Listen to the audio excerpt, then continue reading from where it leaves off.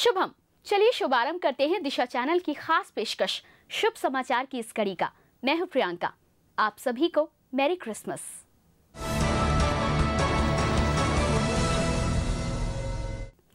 – 2011 का साल, भ्रष्टाचार और महंगाई, कामयाबी नाकामी, जन आंदोलन और जन प्रयासों की पैनी धार पर चलता रहा। इसके बावजूद उम्मीदें बांधने के लिए हमारे पास काफी कुछ है, लेकिन ऐसा तभी मुमकिन है जब आप मौजूदा हालात से परे देख सकें। शुभ समाचार की टीम ने इस विशेष प्रस्तुति में कुछ ऐसा ही किया है।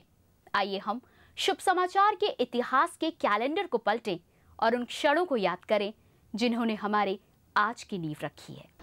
बीते सप्ताह में भारतीय राजनीति मानो किसी नाजुक सी चौखट में अटकी रही और संघर्षों की धमक इस चौखट को झकझोरती रही। पूरे देश में भ्रष्टाचार के खिलाफ और अन्ना के पक्ष में जो समर्थन जुटा वो बेमिसाल है। सड़कों पर उतरे जनसैलाब को देखकर सरकार दंग है। युवाओं के समर्थन में इस आंदोलन को नई ताकत मिली है। मानो अन्ना का आंदोलन नहीं, इतिहास खुद को दोहरा रहा है।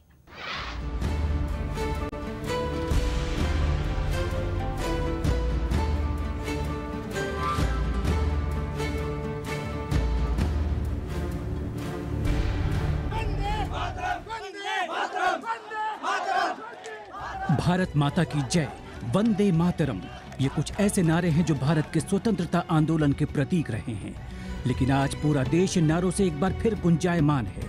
फर्क है तो सिर्फ इतना कि इस बार ये पुराने नारे सत्ता नहीं, व्यवस्था परिवर्तन के सूचक बनकर उभर रहे हैं। 1882 में जब पहली बार इस नारे का प्रकाशन बंकिम चंद्र चट्टोपाध्याय के उपन्यास आनंद मठ में हुआ था, तब शायद ही किसी ने सोचा होगा कि आजादी के दीवानों का ये नारा जन लोकपाल की आवाज बनेगा। और अब जब देश एक और नई क्रांति के दौर से गुजर रहा है, तो एक बार फिर ये नारा लोगों की जुबान पे चढ़ गया है। इस नारे की गूंज ऐसी है कि इसने व्यवस्था की चूलें कल भी हिलाई थी और आज भी हिला रहा है। इस बार इस नारे को भ्रष्टाचार से त्रस्त आम आदमी की आवाज बनाने वाले हैं अन्ना हजारे। आज भ्रष्टाचार मध्य वर्ग के निशाने पर है और ब्रांड अन्ना की धाक जम गई है। इस ब्रांड से सबसे ज्यादा जुड़ाव महसूस कर रहे हैं युवा। जबरदस्त ऊर्जा और इच्छा रखने वाला 25 साल तक का युवा वर्ग देश की आबादी के आधे हिस्से के बराबर है। इस वर्ग को गांधी टोपी पहने 73 साल के अन्ना में अपना पोस्टर बॉय मिल गया है, जिसने आधुनिक उपभोगवादी भारत की सारी सुख सुविधाओं को त्याग दिया है। युवा ये जानते हैं कि भ्रष्टाचार रहित व्यवस्था में वो अच्छा भविष्य पा सकते हैं। ऐसे में इस बात में कोई हर्ज नहीं है कि 73 साल का शख्स उनका नेतृत्व कर रहा है। काफी हद तक आज का भारतीय युवा खुद को उसी स्थिति में पा रहा है जैसा उनके पिताओं ने 1975 की जेपी की संपूर्ण क्रांति में और 60 के दशक में नागरिक अधिकारों के अभाव में अमेरिका के युवा महसूस कर रहे थे। भारत में भ्रष्टाचार के खिलाफ पैदा हुई ये असाधारण लहर 1960 के दशक के प्रति संस्कृति आंदोलन का भारतीय रूप कहा जा सकता है। जेपी आंदोलन की ताकत अगर युवा थे, तो आज अन्ना हजारे ने युवाओं को आकर्षित कर लिया है, क्योंकि इस आंदोलन ने उन्हें अपनी हताशाओं को आवाज देने का जरिया दिया है और बदलाव की मांग करने का भी। हर आंदोलन का एक हीरो होता है और अपनी वेशभूषा होती है। अन्ना हजारे की सेना स्पोर्ट्स टी शर्ट्स और गांधी टोपी पहनती है और इस टोपी पर लिखा होता है, मैं अन्ना हूँ। इस आंदोलन ने अपना एक हम माध्यम भी चुना है। सोशल नेटवर्क, ब्लॉग्स और ट्विटर पर इस पूरे आंदोलन के पल पल पर युवा अपनी प्रतिक्रिया दे रहे हैं और एक दूसरे को जोड़ने की मुहिम में जुटे हैं। आर्थिक उदारीकरण की सबसे बड़ी देन मोबाइल और SMS इनका सबसे कारगर हथियार है, क्योंकि इन सोशल मीडिया से आपको पता चलता है कि इस मुहिम में कौन कौन साथ दे रहा है। आज का युवा पहले की पीढ़ी के मुकाबले अपने पसंद के मूल्य के प्रति ज्यादा फोकस्ड है।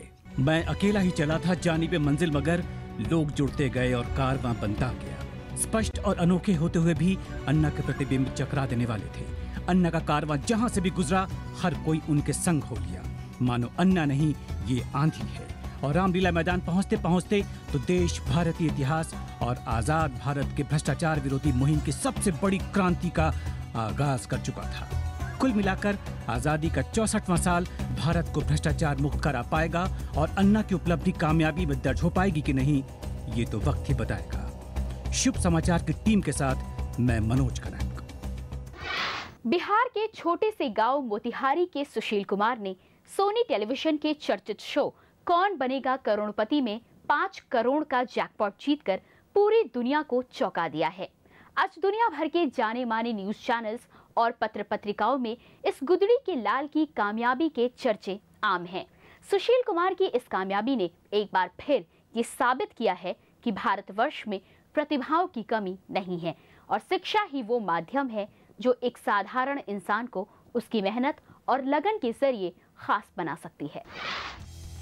पढ़ोगे लिखोगे बनोगे नवाब, ये कहावत चंपारण के सुशील कुमार ने सच कर दिखाई है और साथ ही भी बताया कि अगर मौका मिले तो छोटे गांव का अभाव में रहने वाला इंसान भी आसमान की बुलंदियों को छू सकता है। सुशील कुमार की इस कामयाबी ने जहां आम आदमी को बड़े सपने देखने और उसे पूरा करने की हिम्मत दी है, तो वहीं ये भी बताया कि अगर हम भारत को नॉलेज पावर के रूप में अग्रणी बनता देखना चाहते हैं तो हमें शहरों के साथ ही गाँवों की ओर भी रुख करना होगा और उन उभरती प्रतिभाओं के लिए ऐसी जमीन तैयार करनी होगी जहां उन्हें खुद को निखारने के अवसर मौजूद हों। सुशील कुमार की 11 सालों की कड़ी मेहनत और विषम परिस्थितियों में भी आगे बढ़ने की चाह ने जहां उन्हें इस मुकाम तक पहुंचाया है, तो वहीं संचार के अलग अलग माध्यमों ने भी इसमें महत्वपूर्ण भूमिका निभाई है।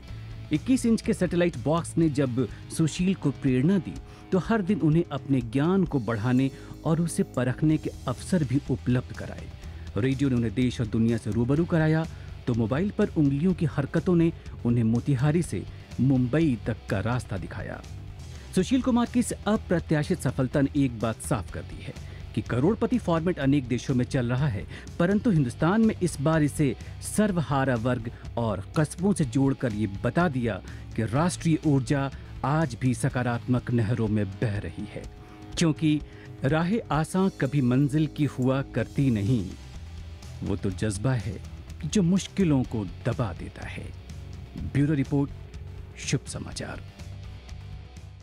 अब बात बंगाल की, जो 34 साल पुराने वामपंथी चेहरे को बदलकर उदारवादी चेहरा अपनाने को बेकरार है। सूबे की मुखिया ममता बनर्जी ने न सिर्फ राज्य का नाम बदलने का ऐलान किया है, बल्कि बंगाल की तस्वीर को भी बदलने का ठेका उठाया है। 64 साल पुराने इस राज्य में बदलाव की एक बयार बहाने की कोशिश की है। इन कोशिशों को देखिए हमारी इस रिपोर्ट में। 1947 में भारत विभाजित हुआ। इसके साथ ही बंगाल को भी 2 भागों में बांट दिया गया। मुस्लिम प्रधान पूर्व बंगाल, जो बाद में बांग्लादेश बना, और हिंदू प्रधान पश्चिम बंगाल भारत के मानचित्र का हिस्सा बना। अब 64 साल बाद पश्चिम बंगाल का नया नामकरण होने जा रहा है। वाम मोर्चा के 34 साल के शासन को उखाड़कर पश्चिम बंगाल में मुख्यमंत्री बनी ममता बनर्जी न सिर्फ इस पश्चिम बंगाल का नाम बदलना चाहती हैं, बल्कि इस राज्य के नक्शे में ही जबरदस्त बदलाव लाना चाहती हैं। ये नामकरण उसी ओर एक कदम कहा जा सकता है। पश्चिम बंगाल के नाम को बदलने पर सभी राजनीतिक दलों में सहमति भी बन गई है और इसके लिए आगामी 19 अगस्त को एक और बैठक का आयोजन भी किया जाएगा, जिसमें राज्य के नाम पर विचार किया जाएगा। गौरतलब है कि राज्य का नाम बदलने का पहला सुझाव 1974 में कांग्रेस शासनकाल में दिया गया था। इसके बाद 1999 में वाम मोर्चा के सत्ता में रहने के दौरान भी ये सुझाव दिया गया, लेकिन कोई ठोस फैसला इस ओर नहीं लिया गया। ममता ने न सिर्फ नाम बदलने का प्रस्ताव रखा है, साथ ही साथ पश्चिमी मिदनापुर, उत्तरी 24 परगना, वर्धमान और जलपाईगुड़ी के सौंदर्यीकरण का भी फैसला किया गया है, जिससे वहां बेहतर प्रशासन हो सके। ममता बनर्जी ने जब से सत्ता संभाली है, राज्य की तस्वीर बदलने की कवायद भी उसी दिन से शुरू कर दी है। नया नाम तो उसकी बानगी पर है। ममता बनर्जी के इरादे काफी बुलंद हैं, जिससे वो दर्शा भी चुकी हैं। हाल ही में कोलकाता को संवार कर लंदन जैसा बनाने के अपने नए चुनावी वायदे को पूरा करने के लिए उन्होंने महत्वाकांक्षी गंगा तट के सौंदर्यीकरण परियोजना की शुरुआत भी की है। इतना ही नहीं, कभी रतन टाटा को बंगाल से गुड बाय कहने के लिए मजबूर करने वाली ममता अब उद्योगपतियों को बंगाल में आने का न्योता भी दे रही हैं। पश्चिम बंगाल का नाम तो भले ही बदल जाएगा, मगर ये तो वक्त ही बताएगा कि ममता कोलकाता को लंदन और पश्चिम बंगाल को नए नाम के साथ साथ नए विकास के दौर में ले जा सकने में कितनी सफल होती हैं। ब्यूरो रिपोर्ट, शुभ समाचार।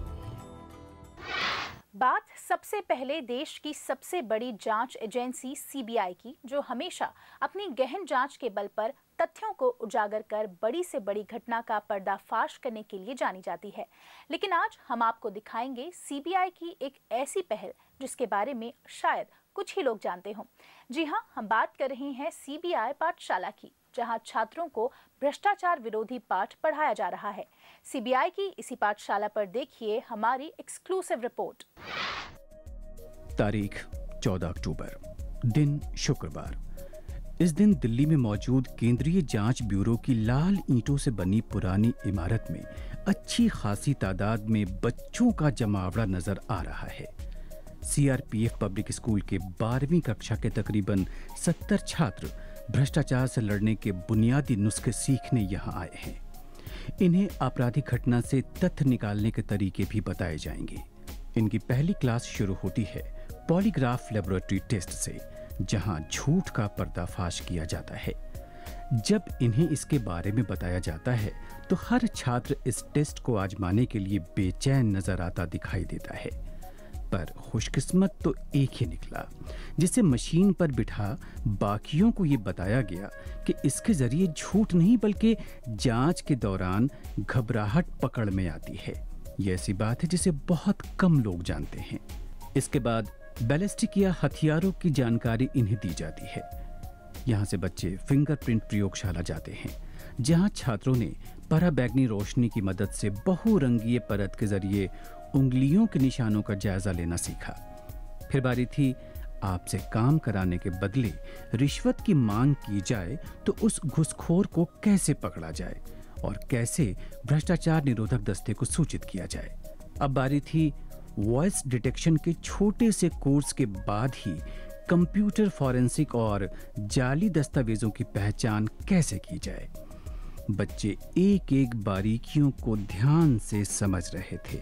फिर छात्र नए मुख्यालय की ओर मुखातिब हुए, जहां इन्हें पावर पॉइंट के जरिए एजेंसी के कामकाज को समझाया गया। और फिर खुला मंच, जहां डीआईजी सुजीत पांडे के साथ छात्रों को सवालों की बौछार करने का मौका दिया गया।